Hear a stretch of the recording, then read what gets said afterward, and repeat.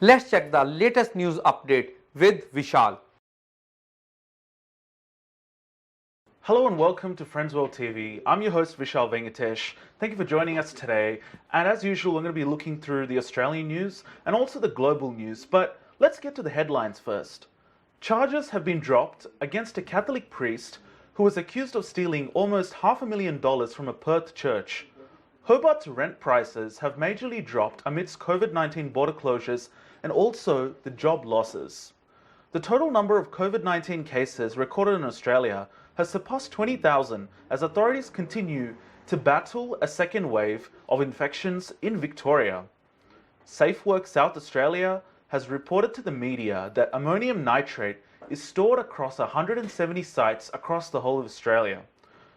According to insider sources, Lebanese authorities investigating the Beirut explosion that killed over 150 people have taken the general manager, GM of a port, and 15 others into criminal custody. India hit another grim milestone in the COVID-19 pandemic on Friday, surpassing 2 million cases of the infection and more than 41,000 deaths. Former Spanish King Juan Carlos travels to Abu Dhabi amid the financial scandal. New York Attorney General, AG, seeks to dissolve the National Rifle Association, known as the NRA, over millions in misspending. First to the church crime. A Catholic priest has been recently accused of stealing almost $500,000 from his Perth parish, says his fervent wish is to return to the active ministry following a decision to drop dozens and dozens of charges, alleging he used the church funds to pay for his personal luxurious expenses. The charges related to the alleged use of parish credit cards and also a range of financial checks. The father, who's known as Joseph Walsh, has entered a not guilty plea in the court of law, that is in Perth. The church is assessing at the moment whether to take civil action against Father Walsh or not. Now to the Hobart property market. Australia's island state has recorded the largest decrease in rental rates through July as tenants and landlords battle with the ongoing impacts of the coronavirus pandemic, and this is according to CoreLogic, which is a very well-renowned property research group. Hobart has recorded the sharpest drop in rents in the country, with the units now down nearly to 4.5% and houses are down to 2%. Since March of this year, rent of houses in capital cities only dropped by 0.3% approximately, with unit rents down by 2.6%. The transition of short-stay accommodation into long-term border closures and job losses contribute to the drop, according to CoreLogic. The total number of COVID-19 cases recorded in Australia has surpassed 20,000 as authorities continue to battle a second wave in the state of Victoria. Till date, Australia has exactly recorded, according to the latest data, 20,132 confirmed cases of the virus, including 266 reported deaths. And according to the Department of Health, a total of 11,112 cases have recovered, and there are more than 7,700 cases that are currently active in our country. On Friday, Victoria added 450 fresh brand new cases and 11 deaths to the grim tally. South Australia's workplace safety watchdog says that ammonium nitrate is stored at about 170 locations across South Australia, but that the sites are secure, frequently monitored, and also they tend to pose a very low risk.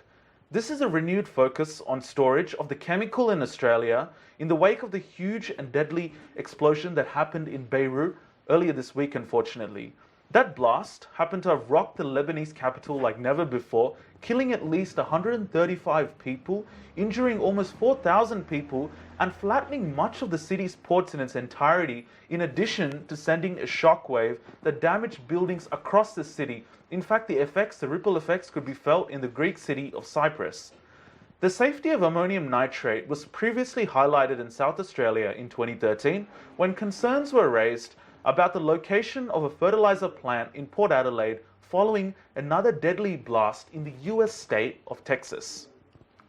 According to insider sources in the government, Lebanese authorities investigating the Beirut explosion that killed more than 150 people have taken the general manager of a port and 15 others into custody. The blast at a port warehouse on Tuesday, local time, killed at least 157 people and injured many thousands more. State news agency NNA said that 16 people were taken into criminal custody, with the judicial source and the local media saying that the Beirut port general manager Hassan Koratayem was among these people. The Prime Minister and Presidency have said that 2,750 tons of ammonium nitrate used in fertilizers and bombs have been stored for more than 6 years. But what's more frightening than that is that the storage has been without the acknowledgement of safety measures at the port warehouse, which recently blew up. India has hit another grim milestone in the COVID-19 pandemic just last Friday, surpassing 2 million cases of infection and more than 41,000 deaths. But the country's health ministry also reported recoveries as a share of total cases were growing. India has the third largest caseload at the moment when we're comparing it on a global context, and especially in comparison to United States and Brazil, which are taking the charts at number 1 and number 2 respectively. India has the 5th most deaths, but its fatality rate of about 2% is far lower than the other countries which come under the hardest hit list. The health ministry said on Friday that 62,538 cases were reported just in the past 24 hours, raising the total of India's death toll to 2,027,074 cases. More than 886 people have unfortunately died, taking the total of deaths to 41,585. Spain's former king Juan Carlos I has been staying at Abu Dhabi's Emirates Palace Hotel since leaving Spain aboard a private jet under a cloud of financial scandal that involves the Middle East and in particular Saudi Arabia, according to latest Spanish media. Spain's Supreme Court recently opened a parliamentary investigation into Juan Carlos's reportedly receiving $100 million from the late Saudi king. His decision to leave Spain has sparkled international speculation on his whereabouts, and his lawyer, the royal palace, and even the government to a certain extent have all declined officially, but to the media, to say that where he is, basically to reveal his location. New York Attorney General has sued the National Rifle Association, known as the NRA, over allegations that high-ranking executives diverted millions of dollars for lavish personal trips and other luxurious expenses, no-show contracts for associates, and other questionable expenditures. This lawsuit essentially highlights that the misspending has rolled the NRA and its leader. Simultaneously, the Washington, D.C. Attorney General sued the NRA Foundation, and it fundamentally, to put it in a nutshell, it accuses the charitable organization of diverting funds to the NRA to pay for lavish spending. Come to the conclusion that the NRA, unfortunately, was serving as a personal piggy bank to 4 individual defendants.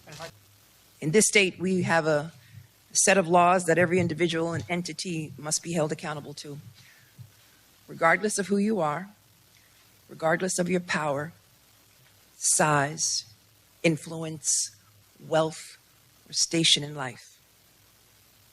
One set of laws. And today, we send a strong and loud message that no one is above the law, not even the NRA. That's all the news for this week. Stay tuned to Friends World TV. I'll see you next week. Thank you.